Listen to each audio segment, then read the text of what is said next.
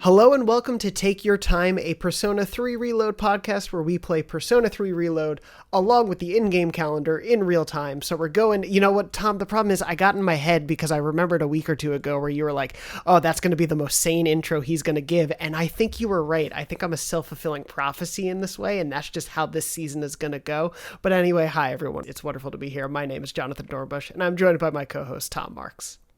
I feel like you're starting at the top of the roller coaster now, though. Yes, sure. And we need to build up a little more. We need to, it's going to keep going. It's got to keep going. The energy has to keep going. You're just going to be like Charlie from Always Sunny by the end of this. One of the few celebrities that I've gotten compared to, and then I immediately remembered several moments in my life where I acted like Charlie, like perfectly. And it alarmed me. But anyway, hello. It's great to be back. Hi. For another week. Yeah. How you doing? I'm excited. I'm good. I'm enjoying this game. I'm liking the characters. I'm having fun with it, and I'm excited to get deeper into it. I'm excited to talk about Tartarus this week because boy oh boy. That was the end of that. That's fair. No, I think it's fair to say we'll be dipping in, of course, this week on our Persona 3 Reload playthrough. We'll be discussing the days of April 28th through May 4th. We are, as we're saying, getting into Tartarus, so if you have not played through, if you've been really saving it up for a moment, we're going to dig into it this week. I think, luckily, with Tartarus, as opposed to perhaps our reference point, which is Persona 5, the palaces have a little more story to them. And moments play out, whereas Tartarus is a fair bit more just like gameplay and mechanic heavy. So, if you don't want mechanics spoiled for you, take that under consideration. But we'll see how it goes. So we're going to go through what we did that week and as well dip into Tartarus. But before we do that, we'll have plenty to go over, like our pop quiz follow-up for last week and much more. But of course, we want to start off by thanking our wonderful supporters over at patreon.com/takeyourtime. Those at the Palace Ruler tier, thank you so much for supporting the show as you have been. It is time yet again for another Confidant call out. So thank you so much to all of those at that tier, including Alan, Astral Clock Tower, Damon, Dan F, Danimal Lover 01, Dexter, Goro Akechi, and here's where it's going to get a little complicated until we decide on a name, but Goro Akechi is a tiny jelly bean, aka Amy, Keegan H, Leave Insanity, Michael V, Philip S, Sam K, Sarah McCarthy, Shade, Default Titus, Tecma, Willie Wang Wang, and Zachary L. Thank you all so much for your support of the show. It means so much to us, genuinely. That you continue to show support for us as you do. And thank you to everyone over at the Patreon, as we've mentioned in past weeks, but if you're just jumping in this week for whatever reason, you can head on over to patreon.com/takeyourtime to look at the different tiers. We have a $2 tier to support the show, a $5 tier, which gets you every episode a day early and ad-free, as well as a monthly bonus episode, and the Palace Ruler tier, which includes that Confidant call-out and more. We're so thankful to everyone who has been supporting the show. It really means so much, so thank you. Moving on from there, of course, as we mentioned, we're going to be dipping in to the week ahead, but before we do, or I guess the week behind, but before we do that, Tom, pop quiz question. Yes. Pop quiz question from last week was... Miss Toriumi during class, when you choose not to sleep, instead yells at Tomichika, who falls asleep, and I asked, what does Miss Toriumi demand he bring her alongside an extra assignment, and what type of it specifically? And I think there were some people that got this right, yeah? Yes, for what it's worth, in my notes, because I had it written down to ensure the sanctity of the quiz, I wrote down cake. But I had nothing else written down. So as we were talking last week, I had cake, but I didn't have the specifics of it, which if you'd like to give that, and then I'll give the winning answers. Yeah, so she does demand a slice of cake alongside his extra assignment.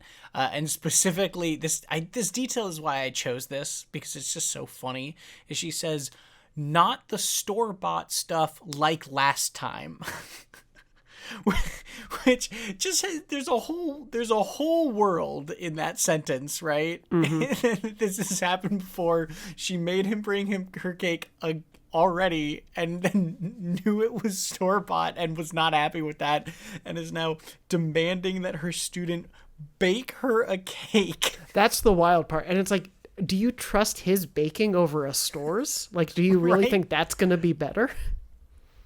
Just layers upon layers in that one. Kenji does not strike me as like the bakerly type at this point. So I was like, yeah, there's some good store-bought cakes. I don't know what she's complaining about.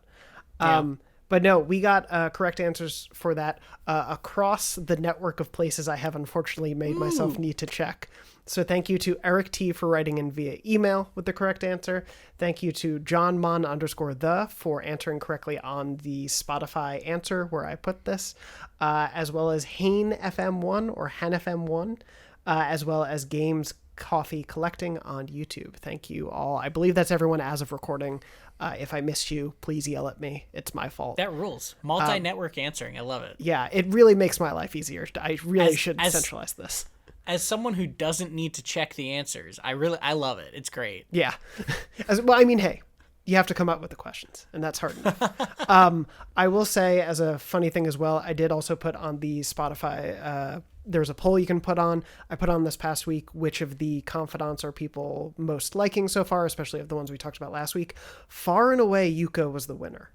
Yeah. With like over 50% of the vote at the time of us recording. So, yeah. Seeing where the people are lining up so far, but we'll see as we get into more confidant stuff this week, some free time, maybe a little story here or there, and of course Tartarus. So yeah, I think it's time to jump in and see what was the week of April 28th through May 4th. And half of it's about free time, or most of it I would say is a free time. There's little bits and pieces of story here and there, but April 28th, free time day. We're jumping right in. Yep. Tom, what did you do on April 28th? Yeah, so this was the first time I actually went back into the Velvet Room. Oh, okay. As part of free time, because I wanted to fuse some horrifying monsters together in order to hang out with an elderly couple. As you did. Yeah. Yeah. I love that when you fuse one that you have a confidant for already, it says S-Link bonus on the thing. It just looks like Slink bonus. I don't know if that was intentional, but I love the Slink bonus. That's good. Yeah. So yeah, I fused Jack Frost, and then I fused Jack Frost into this creepy tentacle monster. And then I went and hung out with the bookstore couple. Nice. Although I will say, I almost immediately, not after this day, but the next day, realized that I maybe shouldn't have. Like, I wanted to hang, like, efficiency-wise. Well, so I want to hang out with them because they're cool. But then they were available a lot this week.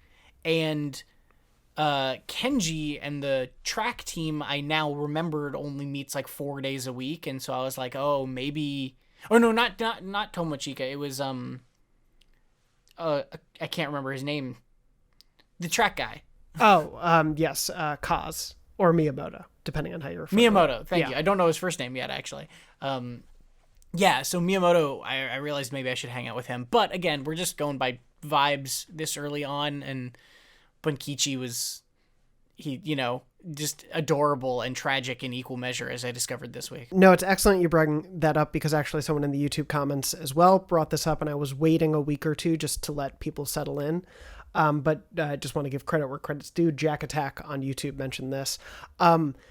Especially overall, like the macro level of the game, you should hang out with your school confidants if you're looking to maximize as many of the confidants as possible whenever they're available, because largely outside of school, to my memory, except for like a couple instances, you can't really hang out with those people. And gotcha. So whereas again, it's our reference point, but Persona 5, you essentially can get access into the school pretty easily at some point, and it becomes a thing where like even on days off of school, you can go in and hang out with people. You can't do that here. And so if you don't hang out with those people when the time allows for, it's potential you run out of days to meet with them. Right. So it's worth keeping in mind. So I hung out with the olds because I wanted to, and I'm very glad I did. Yeah. I've just been calling them the olds, which I really realize is not great, but it's such as my habits.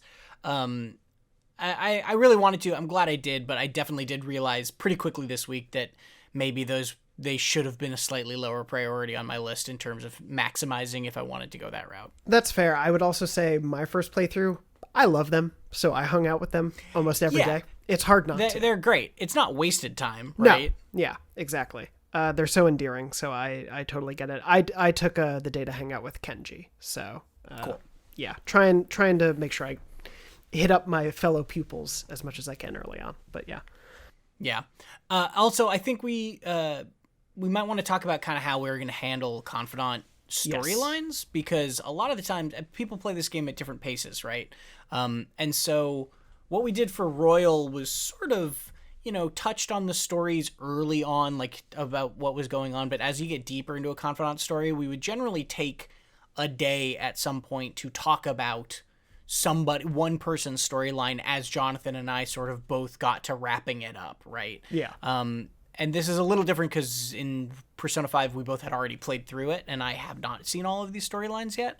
But we're not going to be just immediately beat by beat talking about these, because if you didn't pick to hang out with these people, then you're not going to we don't want to spoil that for people who are playing for the first time as well. Yeah, absolutely. So once I think it's more going to be probably predicated on your timing, since I've seen the majority of them. There are a couple I didn't finish, but since I've seen the majority of them, when you've finished, I think at our pace, we can figure out when to talk about each confidant, and we'll make sure to properly message that so people who haven't finished it can, pause and come back to it when they have. But yeah, we're not going to be like, I did Kenji's level 3 and here's what happened, because we don't want to ruin that for everyone.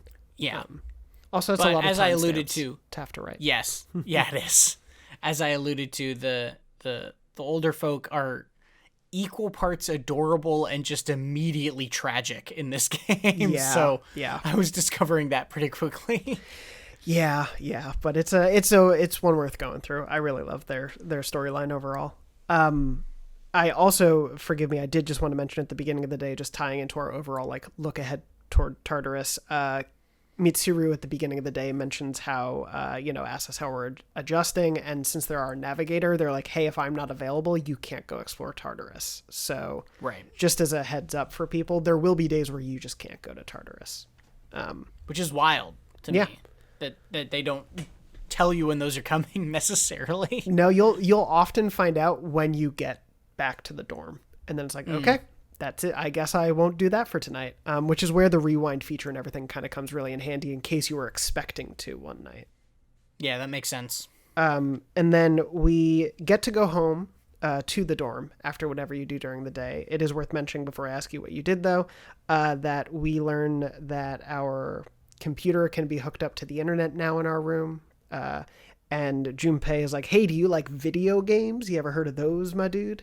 And gives us a copy of a game for us to play and be able to go online. I don't know if the game relates to your trivia, so I'm hesitant to say its name. It does, but not the name. Yeah, it's called Innocent Sin Online. Okay, yeah. Which, of course, for those who do know the larger, even if I haven't played it, that is a Persona game name. Gotcha. So that is the hint there. Yeah, that was initially going to be my quiz, and then they just said that name a lot. And so I was like, okay, that's a little less subtle. No, it's definitely really on the nose there. But so you have the option now to go online. They suggest playing the game, not something you could necessarily do that night. But because they said the internet's going to get fixed the next day because the shadow was damaged their internet, which is wild. Classic. It's 2009, man. People didn't have technology figured out then. What'd you do this evening? I worked at the coffee shop because, like you said, they sent me a text message that said, oh my God, we're so busy, please come here. And so I went and got some money and some stats up that way. I did the very same thing. Yeah. Yep. Makes sense. It's hard to ignore that urgent text when you get it. Anyway. and like we were talking about a little bit last week, this week, going forward, we'll talk about this more, really starting to feel the pinch on money, right? You do have to manage that well in this game. You can't just sort of be buying everything you see at any time. Yeah, you can fall into a trap really easily where you're like, oh, okay, I'll just start outfitting my main character. And then you get 2 items in, you're like, oh, I have no more money. All right. Yeah. Good luck, everyone else. Yep. Yeah, it's an interesting, but I think it's a good pace of management at this point in the game. But yeah, you definitely have to consider it as you go. Moving on, April 29th. It's a holiday, so there's no school. Showa Day. Yeah. Start of Golden Week, I believe, or is that a little later? No, Golden Week is later. Yes, thank you. But anyway, we have the day off, no school. So what did you do? Well, uh, I did the probably predictable thing. I opened up my online thing to see what other people did, and then saw that there was one thing that said hung out with Maya, and I was like, what the what? So I played the MMO, and that's this that led me to this new confidant, right? Which is, I think, probably a lot of people, it's definitely leads you into, you should be doing this, right? Yeah, it's when you wake up in your room, it's the first thing presented to you. You haven't had that option yet. It's like, go do this thing. So I did the same. It's the Hermit, I believe, that we get. Yes, Hermit. Yes, and you get this conversation, to my knowledge, especially as someone who is broadly unaware of these things, so I, look forward to what people who know the series more have to say. I believe a lot of the names and kind of brief information here are related to the Persona Innocent Sin, so I think it's like all reference stuff, which if you know the games, it's really cute. If you don't, you keep going. Yeah. But yeah. I had to look this up, right? Because they Yes. say Maya and Tatsuya, and I didn't know that they're the main characters of P2, is that right? 2 is my understanding. And so I that one went right over my head, which is really funny, that they did this sort of in-universe reference there. But yeah, you meet this character, and it's kind of a funny little, it's like it sort of reminded me of the Kenji Confidant, where it's just like, yeah, these are going to come a little faster and looser and not be, you making a soul bonding deal with someone necessarily. Yeah, no, it just kind of happens, and now we're friends, and we'll speak to each other when we're online. Yeah. I feel like it's one of those funny things where, yeah, this was all very common, like silly internet speak back then. I wonder if like younger kids, it's not still used, so would they know it? I don't know. We're old now, unfortunately. Are you a Zoomer? Let us know in the comments. Anyway, so yeah, I think it's pretty obviously, like you said, I think if you look at the network, what did you do today? It's like the very top thing for almost everyone. Yeah. So makes sense. Yeah. So I wasn't expecting this. I love the idea, just to touch on it, I love the idea of a confidant that you only know online. I think that's really cute. And I'm not like necessarily immediately invested in that relationship. Sure. But I appreciate that is a thing that's going to be happening, and that's a thing that's going to be growing, and I like when they, shake things up in some sort of way like that, and you're not just only meeting students or old people in bookshops.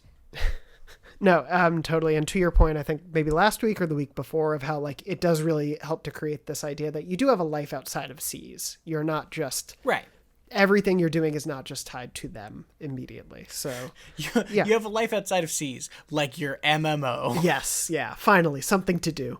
No, yeah, it's I totally am with you. I think the variety of where confidants are coming from is surprising, but like welcome for me so far. Yeah. Anyway, then the evening comes. Speaking of computers, the shared computer in the main area, which if you've maybe tried to go around and use it, hasn't been online, is back up and running. And I've got a bone to pick with it. Go for it. Single-use software? It's 2009, man. They didn't have computers figured out. I keep telling you this. Blows up after the file deletes itself? Yeah, it's a Mission Impossible style thing. There's a little puff of smoke that comes out of the disk drive. It's floppy disks, man. I don't know how I assume he is getting like a floppy disk, putting it in, and it just immediately destroys itself once it's done. How old do you think floppy disk? Wait. 2009? Yeah, floppy. Floppy disks and MP3 players are like existing at the same time. It might as well be this is the problem of like time compression in my head, where I'm like, yeah, I know the year this takes place, but in my brain, floppy disks doesn't feel that weird a thing to be like commonly out there for some reason. Sure. Yeah. Anyway, no, I do imagine. I understand that I guess at first I was very upset by this, or like not upset, but like that's stupid. But I did get it then, where it's like the program is sort of, once you've done it once, they frame them as a learning program or a book or whatever, and once you've read it once or done it once, you're not going to get more out of it, right? That's the way they frame it. Yes. But they specifically called it single use, which I think is just for the RPG term of it, and it is not like that is confusing to me. No, it is funny because, yeah, to your point, it's kind of like, yeah, if I've read a book once, I can read it again, but like I'll have gotten most of it out of it, especially if it's like a teaching book or something. Like hopefully I've gotten my use out of it. So yeah, it makes sense there, but single use is very funny. You might then not like what I'm about to say, but my tip is going to be you should use this thing. Let me tell you, there's going to be software that you will be so happy to get that mechanically can make a difference in Tartarus.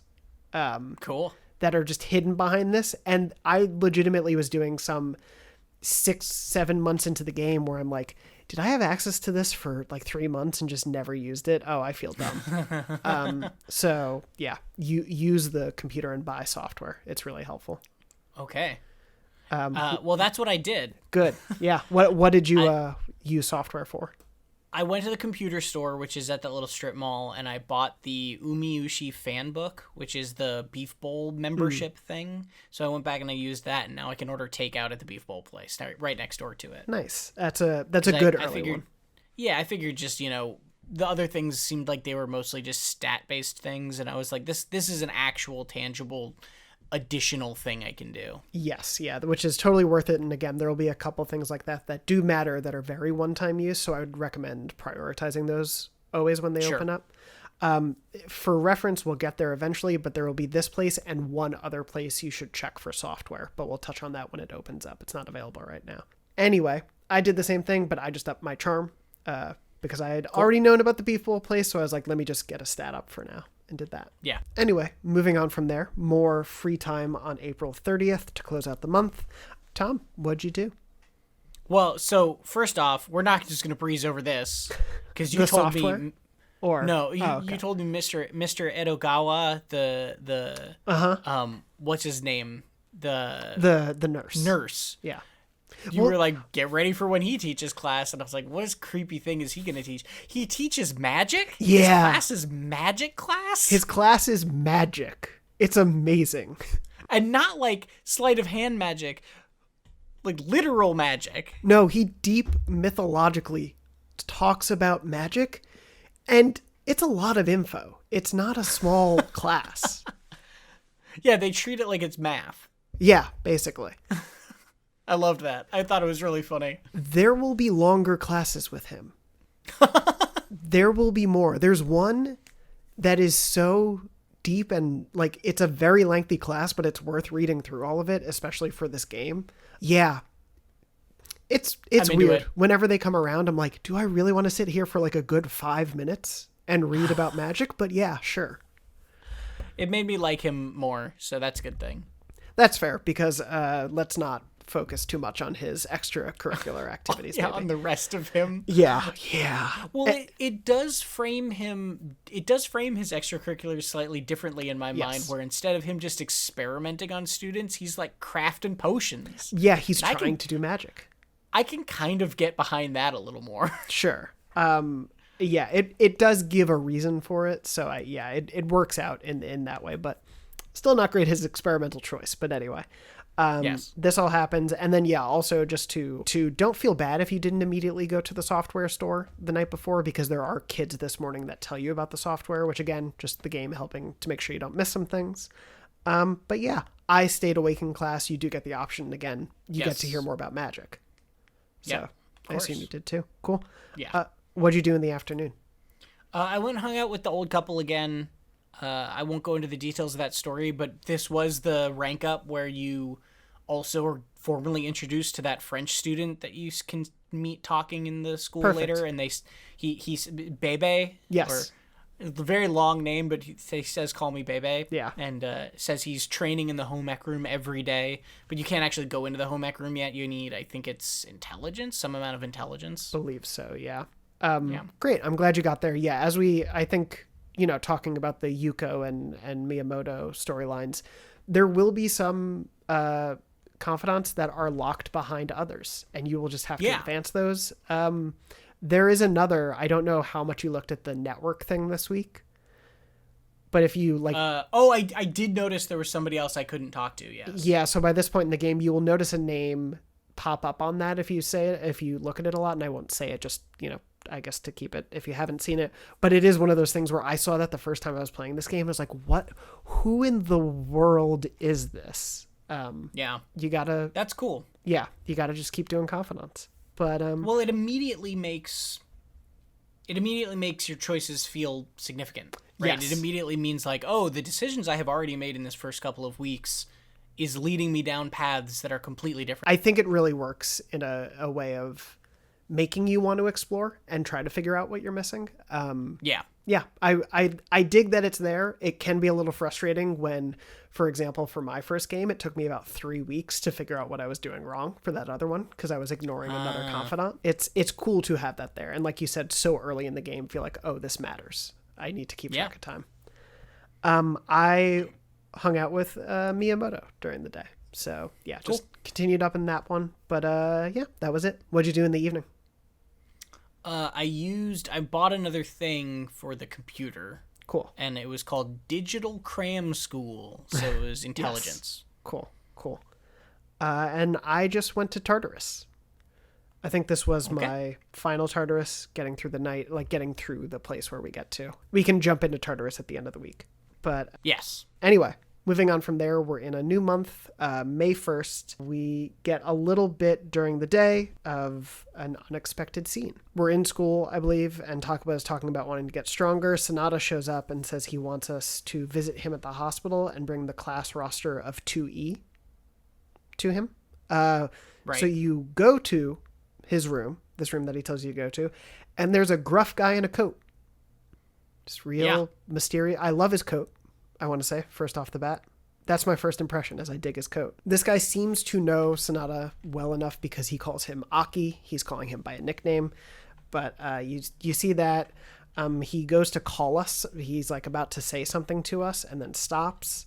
And then he kind of leaves. And Sanada just says he's a friend from school who knows people suffering. And yeah, it's just a very mysterious scene overall. Did I miss anything there that you feel? No, I mean, that's basically it, right? It's just sort of like a little bit cryptic, and obviously if you, I don't know, say watch the intro, you might recognize this individual, but perhaps. It's an interesting introduction for them and trying to suss out their relationship. It also goes to show that, you know, you don't really know Akihiko very well yet or anything. You don't know his life, and I also think there was a very funny part of this where,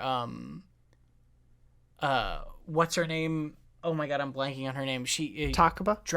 Takaba drags Junpei for like, Akihiko only asked you to bring him this because you didn't have anything better to do after school. Yeah.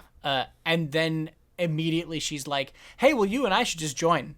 And it's like, well, you don't have anything better to do either. Yeah. Like, we're just like all going to this place. What are you dragging him for? It's I think you get a little bit of the what I think interesting here, because you notice it especially when Junpei joins the dorm. Like Yukari, Takaba, I'm gonna keep going back and forth. It's not like overly enthused. Like they're not good friends before this. Right. There's clearly like existing standards of like where the relationship sits, and similarly here, like we had talked about earlier with the intro of the game, you're just thrown into a relationship. There's just existing issues here with this guy who you don't know, and you'll find out about it when the game tells you. Yeah. But also, this guy looks. I recognize that this game came out first, but he looks exactly like that one dude. I think his name is like AZ or something from Pokemon X and Y. Oh. He's this character from Pokemon X and Y. If you're a Pokemon fan, you will know exactly who I'm talking about, and this guy looks exactly like him. Yeah. Even though that character came second. Of course. So maybe that one is a ripoff of him. Call Pokemon up. Let's see if we can get an answer on this thing. Mr. Pokemon. Mr. Pokemon, yeah. Call Jeff Pokemon and get the scoop. But yeah, you also learn a little bit about why Sanada like chose boxing, why that's his big thing. But yeah, this is clearly there is history here that you don't have the answer to, and I kind of love how frustrating it is that you don't know what this scene is about yet. I also love his reason for wanting to do boxing, is he was like, I never want to get caught barehanded. If I'm barehanded, I want to feel like I can fight still. Yeah. No, it's great. I like Sonata bit by bit. The more we learn about him, quite a bit. Same. And then what do you do in the evening? In the evening, I first did play the crane game until I run out of money, and I got it on the first try. Ooh, that's amazing. That's impeccable. Yeah, so I got a Jack Frost from that, and then I bought another CD, which was the Mindful Boot Camp one. Okay. Because I assumed it was going to be more intelligence based on the description, but then that was one of the ones that increased max SP. Yeah. So there's also one that increases max HP, and I was like, oh, okay, that's how I can get that sort of thing going. Yes, yeah. There's good hints of all that. It's again, yeah, you do have to like interpret a little bit, because I thought the same thing with that one. I was like, oh, it's an academics boost. No, it's not, but still good enough. Still useful. Yeah. Still very useful. Exactly. And yeah, I did the computer again tonight and upped my academics. It just seems like a really good immediate way to do that sort of stuff, because also those CDs are not very much money initially. No. So yeah. It is a relatively cost-effective way to do everything or get cool bonuses. And when you don't have many options in your evening, it's a great use of time. Yeah. Yeah. Well, especially because it's it's one-time use. So Yes. running down that list means that you just have done them, whereas the other things sort of will always be there on their day. Moving on from there, May 2nd, you get a hint of a TV program that might be important a day later in the morning. Right. And then it's free time, I believe, again. Yep. What did you do? Yeah, this one jumps to the end of the day very quickly. Yeah. Or they kind of all have been, where it'll just be like, oh, it's just after school already. Yuko was available, so I spent time with Yuko, and I leveled her up. Awesome. I hung out with Bunkichi and Mitsuko. So, yeah, getting to know them. I think I'm about up to where you had been a day or two ago. Gotcha. But, yeah. And then after that, you can do the evening again. What did you do? Well, so there was an interesting thing here, which is this is the first mention of midterms. Yes. They say this is the first time that they say, we have Golden Week starting tomorrow. You better study. And that's the first time this game has said, obviously as a Persona 5 fan, I know that midterms are coming. I'd already checked the calendar to be like, when do I need to do the midterm? But like, if you don't know that, this is the first time that they're like, hey, you should study. Right? Yeah. Speaking of that, I do think it's worth saying at this point, I guess a little bit of a mechanic spoiler, but it's worth it for people who care. To my knowledge, and I'm going to even go double check this, even though I've double checked it before, and then erase this part of the podcast if I'm wrong. But I believe for the midterms, to get the top spot, you need to be level 3. Whoa. Not just level 2. I think if you're level 2, you do very well. And then if you're at 3, you get top spot. I believe this is the only one that requires a 2-step jump. Again, I'm going to go check this, but I checked it for someone else recently. So I think I'm correct. But I'm now having a panic that I'm saying that so definitively. So we'll see. But if I am, this is all in the show. So that's great for me. Anyway. Well, good news, because this evening I used a CD called Language Made Easy and got to level 2 academics. I did the same. Yeah. So you're getting there. But yeah, it's you'll need to up it. The game will give you some opportunity if you have been laxing, and I'll leave it at that. Oh, sure. Yeah. And then, so you do your evening, and then the dark hour approaches. It's cool transition. This one is a very funny one to me, because it's basically this little boy shows up in your bedroom again, and it's like, hey, you're all gonna die. Yeah. Okay, bye. And you're like, oh, what the heck? Yeah. Little boy? Yeah, the mysterious boy from the beginning of the game appears yet again. Yeah, he's just like, I'm always with you. The full moon's coming.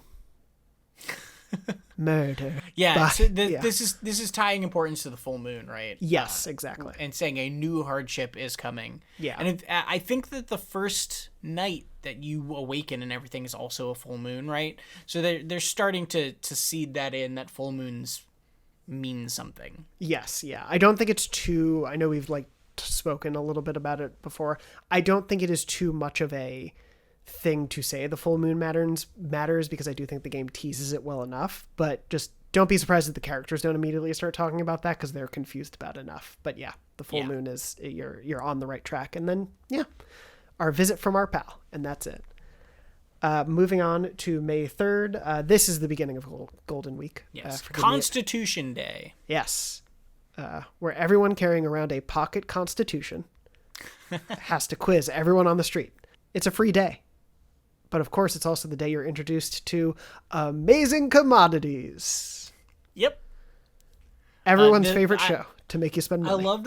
I love that this was like, you can shop on the TV in your room. And I was like, there's a TV in your room? And then you walk like a few steps to the right, and it's just in the corner as far as possible out of camera view. Yeah, just snuggled in there. This shouldn't be surprising for other Persona game players, but yeah, essentially here is a weekly opportunity to spend a fair bit of money on relatively good and unique items. Generally, I think this was the case in Persona 5, but similar for me here. Just to always buy it, I think almost always. There's going to be rare times where it's maybe not worth it, but you should just always, if you have the money, buy this. Yeah, that's pretty much my take. This one had a rose bouquet gift and SP items, like SP recovery items, which are worth their weight in gold in my eyes, so I spent that gold to get them. Yeah, very much so. Yeah, no, I agree, especially with SP stuff. Don't miss the opportunity when he comes up. But yeah, he is once a week. You have that to look forward to. The game won't always really remind you, so like you do have to do it. It's not like necessarily obvious. I did forget a week or two in my last playthrough and felt so dumb. But yeah, just this is one of those things to write down and remember to always do. Then you have free time. What did you do? I played the game. So you've alluded to this a little bit about there's sometimes people that are a little more limited, and Maya the first time says, I'm probably going to be playing on my days off, right? Mm-hmm. And so I figured those are going to basically primarily be Sundays and otherwise be pretty scant. And so if I have an opportunity, I should probably take it. So I played the game and ranked up Maya. It's a good way to go. I did the same. I had to go do some persona management because I realized I didn't have one for Maya. And then, hung out with them. That's something I haven't touched on, but I'm down to 2 personas because I combined one into the one for the old people, and then I combined 2 into the one for Yuko, and then I combined 2 into the one for this. And so I've been combining down to support every time I want to go and hang out with someone. It's a good call. You also have a limited amount at this point, so I totally get it. And then what did you do for the evening? The evening I played another CD. This one was Animal Othello, which is very funny because it gives you courage, and the reason it gives you courage is because it's a children's game, and an adult playing it would have to have a lot of courage in order to play this child's game, which is just wonderful logic. It's so funny. And there's a quote in this game when I played it, I highly encourage everyone to play it, where you beat like an elephant, a happy elephant at Othello, and then it just says the elephant bursts into tears, and every time you make an elephant, it just continues to describe every time you make an animal, you beat an animal, it makes them cry. And there's a line that it ends on that just says, "The cute animals continue to weep when I beat them," which is just the little incidental writing in this game I love. Yeah, that's one of the reasons I recommend to read as much as you can of this game, like Click Everywhere, is because there's a lot of funny writing in it. The translation, at least, obviously can't speak to the original text, but like the translation of it all really works well. It's really funny. Yeah. And yes, that ranked me up to Courage 2. I also did Courage. I don't know if I ranked up, but I did. I might have played Animal Othello. Yeah, I think that might have been it. You also made the cute animals weep. Don't we all?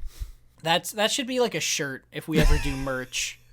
The cute animals continue to weep. It's just like the most adorable little zebra crying just painfully. Let us know in the comments. Anyone want to design it? Anyway. Yeah. And that's it is a ridiculous line. There's just read everything. It's such a funny game. Anyway, moving on from there. May 4th, Golden Week continues. I believe it's Greenery Day. Yes, correct. So we have off from school yet again. What did you do? I hung out with Miyamoto because this is one of the ones where he texts you. Yes. And you can... And I realized I made a mistake. I said yes immediately when I didn't need to do that, and then I wasn't able to go out and do other things that day. Yeah. But I did hang out with Miyamoto, got a little conversation with him about, I think, shopping or something like that. And I'm always torn on these immediate conversations because they don't rank you up, but they do give you a cool little unique scene. Yeah. And then I assume that the social stat stuff banks, right? The points you get I'm bank. assuming so also, yeah. So you're kind of overfilling the cup so that when you rank up, you're already closer to the next rank. That is my assumption of how it worked in Persona 5 as well. Same, yeah. And so it's not a waste to do this, but it does feel like, oh, well, I could have been ranking him up this time or whatever, but still. Yeah, I felt similarly. I did the same thing, and yeah, it is one of those. I'm now struggling a little bit because that is my hope and my assumption as well, is that it is something that banks. But I do think there's a surprising number of incidental bespoke scenes that you can get in this game. And one, it's really impressive that there's that much in here. But two, it can really make you sometimes question your time. I don't, there's one thing I want to say. There's, again, a mechanical thing. I don't think it's a spoiler, but there will be, I think it's useful to know when you see it. There will be times when on your map of options, instead of a like person to talk to, it's a little circle with 2 exclamation points in it. When you see those, you should do them even though they use time, because they are very often one time only and give you more character detail, more relationship stuff. You see little side stories happen. They will give some minor stat bonuses sometimes, or, give a persona extra strength or something like that. But there's a lot of flavor to the world that you can miss, but I think they're worth taking. So yeah, just good to know. Keep an eye out as they come, because they might start to come up soon. Little bit of a variance there we can talk about, but I don't want to keep boring you with stuff you don't know yet. I also hung out with him that day, and then in the evening I just went to Wild Duck and got my courage up. What did you do in the evening? I went to the club. I went clubbing because now you have the ability with Courage 2. You can go into the club. Yes. And check it out. And I don't know. Do you want to talk about that real quick? I haven't done it. Let's wait till you do it then, because I bet other people haven't seen it yet either. Yeah. I do know of it, of course, but yeah, let's give everyone one more week. Go check out the club if you haven't yet. Highly recommend. But yeah, get real courageous, people. Yes. And then anyway, and then that night I worked at the cafe again because I am at this point fully out of money. I just have all of my money is gone. Yeah. I ended up working at the cafe a lot in my first run, so I feel you. It's tough. Yeah. But yeah. And that's the week. Again, as we said, it was a quick week. It's a lot of free time. Not a ton of new things in it, but of course we want to spend some time this week talking about Tartarus. Yes. Tartarus is, of course, the sort of main dungeon that you will keep returning to in Persona. As you may have heard about, it is this is the central fighting area that you're fighting in. You've seen this incredibly tall, mysterious tower that goes to unknown lengths. And yeah, this is your perpetual hell to fight through. Pretty much. Yeah. Touching on what? Yeah. I don't want to take up the full space of it because I want to hear a lot from you since this is your first time. Yeah, I mean, it is, again, I'm not going to overcompare, but my point of reference is still Persona, and it is definitely a switch or Persona 5, excuse me, and it's definitely an adjustment to go from the handcrafted palaces of 2 games down the line to basically just a fancied up version of Mementos in that game, right? Where it's randomized, you can hit these checkpoint floors and sort of save the progress you've made, but otherwise you're just going through these random things, getting chests, grinding out stuff, and trying to get to the next floor.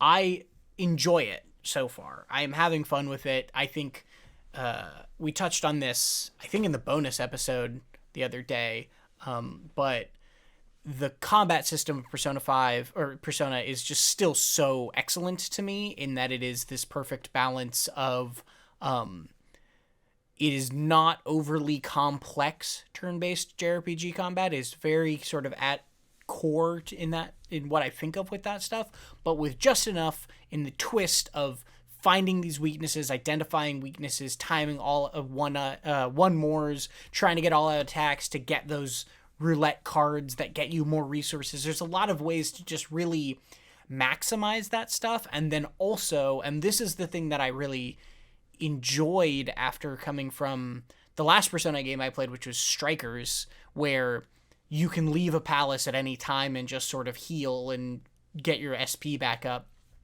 The thing that always appeals to me about kind of main Persona stuff, and is very true with Tartarus, is it's really a SP management game, and it's really a how far can you push your luck and how many items do you want to spend in exchange for getting farther that day, or how much time do you want to spend in exchange for being safer or not using items. And so it's all just resource management and cost benefit analysis and deciding how you want to do it, at what pace you want to do it, at what cost you want to do it.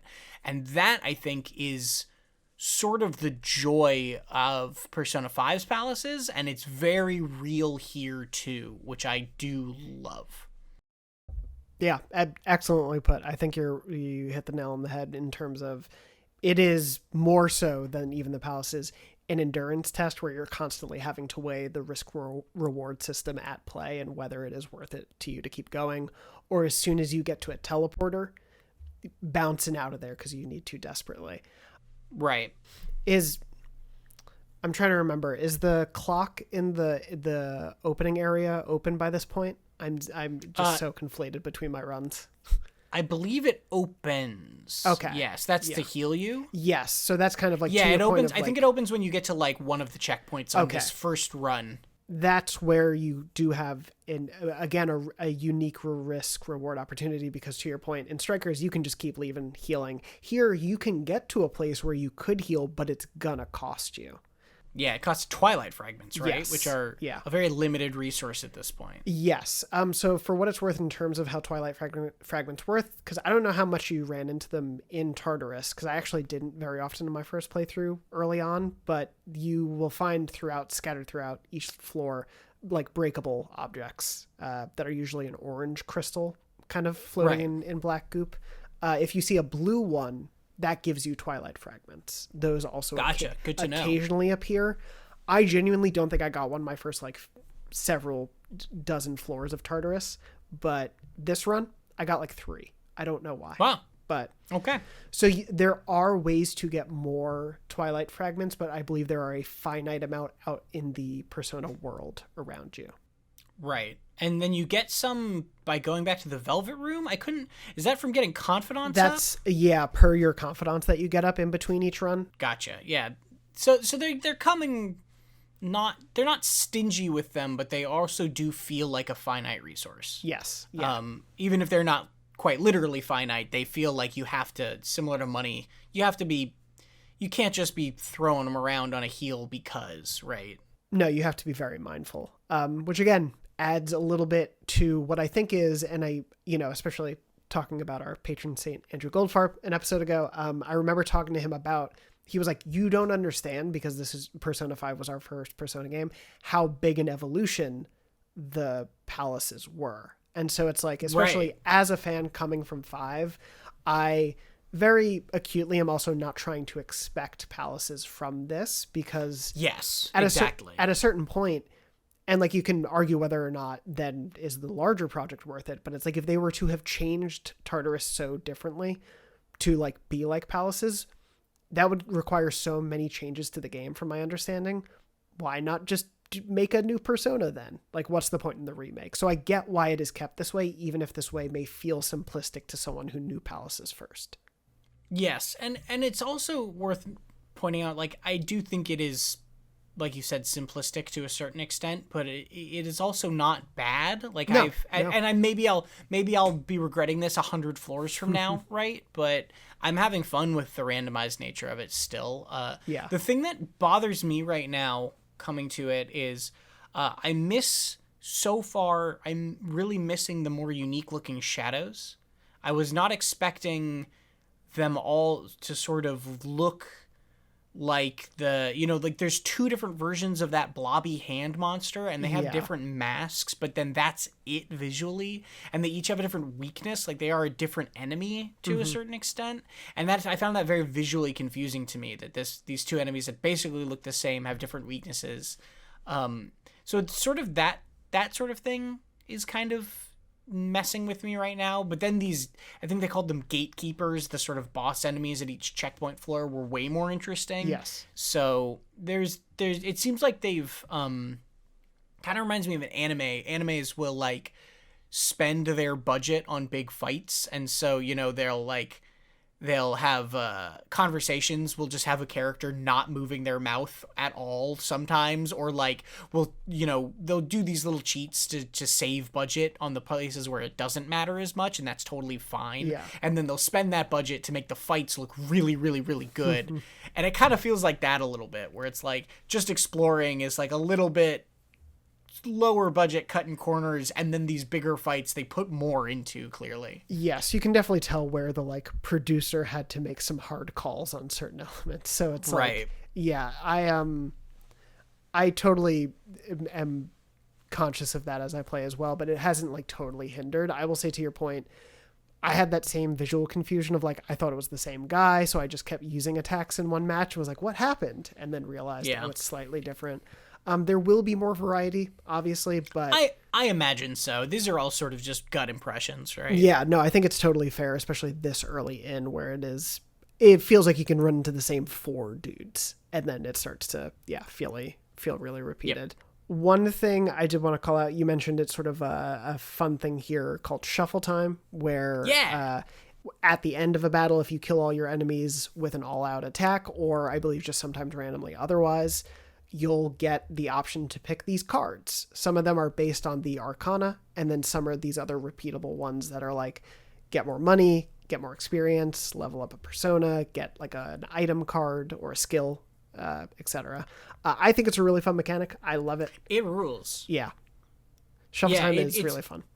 It's very neat. It incentivizes you to still chase all-out attacks, even when it might cost you SP on a fight that you could otherwise beat simply, because you're looking for... I really like that Major Arcana like system where you can find these Major Arcana cards, and then if you get the max number for whatever area you're in, then you get an Arcana burst, and it levels up the quality of all the other cards you find, and then suddenly you're making even more money or getting even more experience, which is... It's just a very clever system that very much it incentivizes you to play in a way you wouldn't necessarily just trying to grind through, which I appreciate deeply. Yes. Speaking of it, before I say anything else, though, Francis over on the Patreon at patreon.com/takeyourtime asked, what do you guys prioritize in the Shuffle Time? I think this can be a regular question for each Tartarus run. But yeah, like what did you start with? Or like really prioritizing? So this time, I kind of always am prioritizing new personas. Okay. Right? So new, unregistered personas that I haven't gotten yet, I think is always my top pick.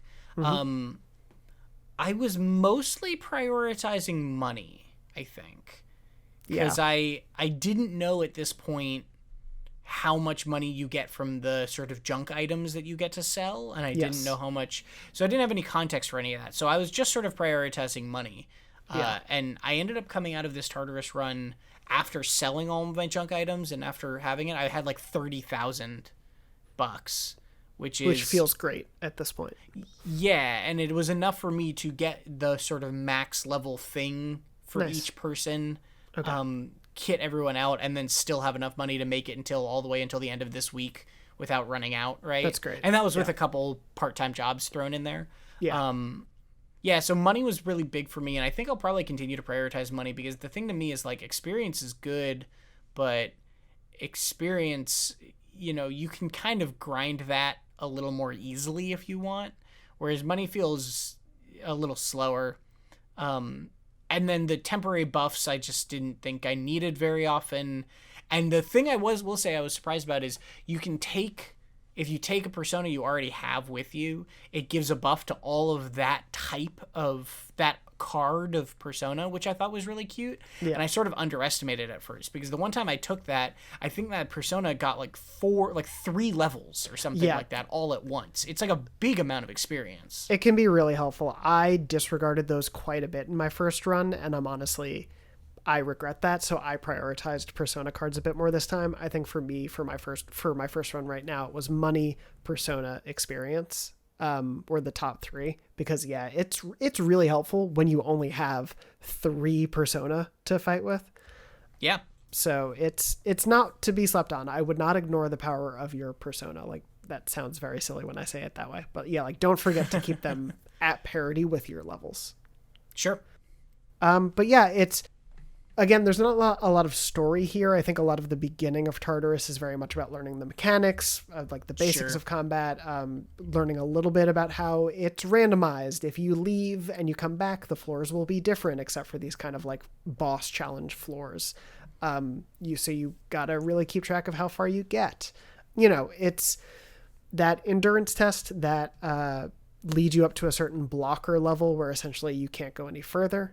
And then you just kind of... This was what level? It was level 21, I believe so, 20 yes. 20 or 21 on this floor, or in this stretch of it was I guess you just gotta leave now. I think this isn't like enough to get a full snapshot of what you can expect from Tartarus. I think you'll have a better understanding of it soon, but like, I totally agree with all your first impressions. I think it's all very astute for how it works, but I'm glad to hear that it, like, because I could see it rubbing people the wrong way. I'm glad that like sort of and I don't mean in a rude way, but the sort of like very easy to understand level of it isn't bothering you necessarily. Yeah, no, not yet.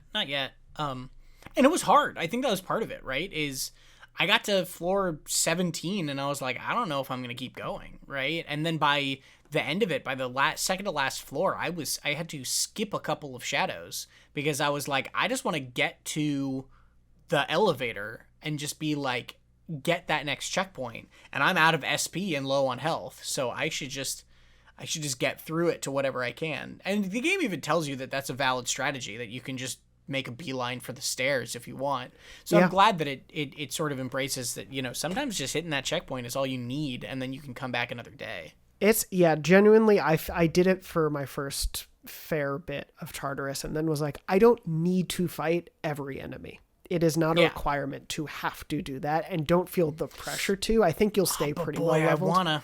Yeah, no, I know. Wanna. But if you spend enough time on a floor, they will start to repopulate. So right, I noticed that. Yeah, it is never ending technically if you stayed there long enough. You get an old document when you get to this border floor. Right. It's really the only little bit of story. It's very broad, very vague at this point, but I just thought I should mention it. Might be important later on. Who's to say?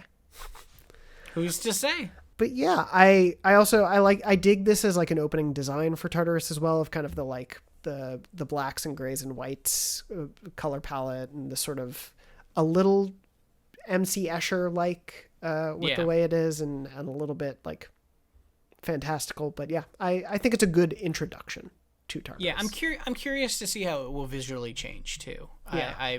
I'm hoping that it's more than just like a color palette swap, right? But I genuinely don't know. And I will never say. But yeah, I think that pretty well captures like first impressions of Tartarus. There's nothing else major I think at this point that is worth like harping on too much, because spoilers, we're gonna be able to talk about Tartarus more. Right. So it's I'm curious to hear though, returning fans, new fans, like P3 players who are jumping in, like, what do you all think of Tartarus? I think there's a lot of interesting takes that I've seen, so I'm curious how people feel about it. But we will be back to Tartarus eventually and can talk about it more then. Forgive me, I didn't ask it at the start of it, but we did talk about it. I don't know, Tom, if you have any other thoughts on it, but Jenna from the Patreon asked if there's any other like main takeaways of Tartarus versus Palaces at this point, but I know you summed it up a bit earlier. Yeah, I definitely miss Palaces is my immediate thing, but again, this is exactly what you were saying, right? I fully recognize that is because Palaces were very tangibly, intentionally a 2 sequels ahead evolution of what we are currently playing, right? And that makes a lot of sense. But yeah, I'm not dreading exploring Tartarus more or anything. Wonderful. Well, we'll find out what happened next time you go back to Tartarus. But for now, let us all know what you think about it in the comments, or you can write in at dornology@gmail.com. Let us know your thoughts there as well. And of course, if you're on the Patreon, would love to hear from everyone there as well about what you're thinking. Anyway, with all that said, we did get a great question about music this week, but I'm going to save that one for later, just when we have some time. I think it'll be good to dig in, especially after next week, about some music thoughts. But with that said, before we wrap up, Tom? Yeah, next week we might hear like a boss theme or something, maybe. Maybe. Who's to say? I don't know. That would be crazy. Anyway, Tom, what's the pop quiz for this week?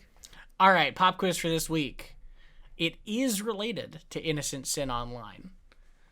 When you start Innocent Sin Online for the first time, hopefully you played it. You had 2 opportunities this week. You get kind of like a little lore intro about the game. My question is, when does Innocent Sin Online take place? There's a time sort of setting that is established at this beginning of this lore. So the question is, what is that setting that's established, or that time that's established? That's the question for next week. A certain element of the viewership, perhaps the video viewers, will know my reaction to that question. But you can hear my reaction next week on the show as well. Tom, thank you as always for your pop quiz question.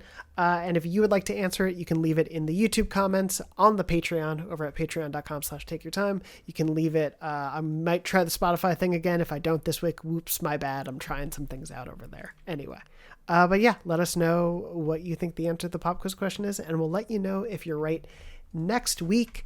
And speaking of next week, we are covering the week of May 5th through the 11th, if I did my math right, which I believe I did. That includes, as we said, the first full moon since the story's start. Woo. We'll have some things to discuss. What they are, you'll have to play to find out. Ooh, dramatic. I bet that creepy little boy shows back up. Hello. I'm having a wonderful time dying. Yeah, you'll have to find out if he does. All mysteries will be revealed. You know, the entirety of the game next week. Yes, definitely. Anyway, Tom, thank you so much for joining me, as always. Thank you. It's always a pleasure. Always a blast. And thank you, of course, to everyone out there listening, watching, mentally streaming it to your minds if you have Jean Grey powers. I don't know what people do these days. But no, thank you so much to everyone, wherever you are. If you're on audio feeds, please don't forget to rate and subscribe and give it 5 stars. Leave a little review. It really does help get the show out to more Persona fans. If you're on the YouTube channel, go ahead and subscribe and all that such. And yeah, you can find both of us on social media where you do. I'm at JM Dornbush. Tom will be at Tom R. Marks. And of course, again, a huge thank you to everyone over at the Patreon. As Tom mentioned a little bit earlier, for those who aren't over there, we released our first bonus episode. It's Tom and me talking about our favorite non-Persona RPGs. So that's over there for viewers and listeners over at the Patreon. If you want to subscribe and find out how you can access that and hang out with a whole wonderful crew of fans, again, you can head over to patreon.com/takeyourtime. But that's going to pretty much do us for this week. Tom, thank you again so much for joining me. Thank you to everyone out there for listening and watching us ramble about the wonderful world of Persona 3 Reload. And we'll see all you werewolves for the full moon. Oh. May you continue to make animals cry.